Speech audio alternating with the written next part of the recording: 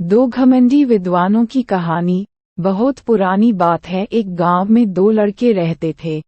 एक का नाम ज्ञानवान और दूसरे का नाम बुद्धिमान था, लेकिन दोनों पढ़ने लिखने में बहुत कमजोर थे। दोनों के माता पिता उनको लेकर बहुत परेशान थे। उन्होंने ज्ञानवान और बुद्धिमान को अच्छी शिक्षा देने के लिए बनारस भेज दिया।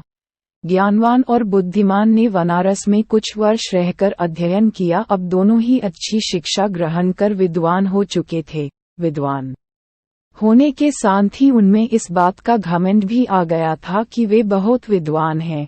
हर जगह दोनों ही अपने को अधिक श्रेष्ठ और दूसरे को नीचा दिखलाने कर प्रयत्न करते थे।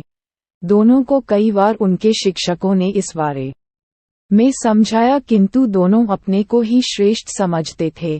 शिक्षा खत्म होने के बाद दोनों को बनारस से अपने गांव वापस लौटना था। रास्ता बहुत लंबा था। चलते चलते उन्हें रात हो गई और उन्होंने एक गांव में अपना डेरा डाला।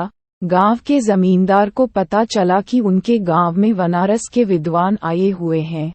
जमींदार साहब ने दोनों विद्वानों को रात्रि विश्राम और भोजन के लिए अपने घर आमंत्रित किया। ज्ञानवान और बुद्धिमान दोनों जमींदार के घर आ गए। जमींदार ने दोनों के रुकने की अलग अलग व्यवस्था की और स्वादिष्ट पकवान बनवाए।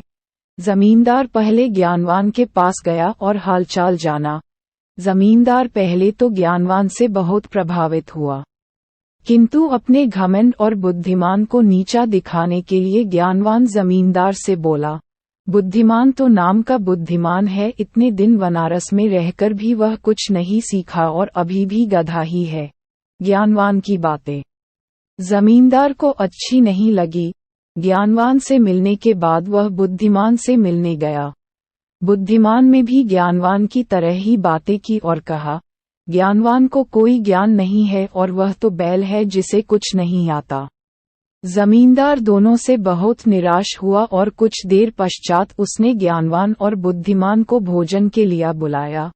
दोनों भोजन के लिए आए और जब दोनों को थालियां परोसी गईं तो थाली में घास और भूंसा था। थालियां देखकर दोनों जमींदार पर बहुत क्रोधित होते हुए बोले, आपने यहाँ हमें बेइज्जत करने के लिए बुलाया है।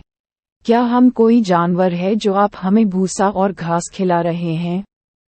जमींदार हाथ जोड़कर बोला, मान्यवर, आप विद्वान हैं और मेरे मेहमान हैं। मेरा उद्देश्य आपके बेइज्जती करना नहीं है। आप दोनों ही विद्वान होकर एक दूसरे को बैल और गधा बोल रहे थे, इसीलिए बैल और गधे का जो भोजन पसंद है मैंने आपको भी वही भोजन परोस दिया। जमींदार की बात सुनकर ज्ञानवान और बुद्धिमान को अपनी गलती का एहसास हुआ और दोनों ने एक दूसरे से क्षमा मांगी और जमींदार को धन्यवाद दिया। जमींदार ने भी दोनों को स्वादिष्ट पकवान खिलाए और दोनों की खूब आवभगत किया।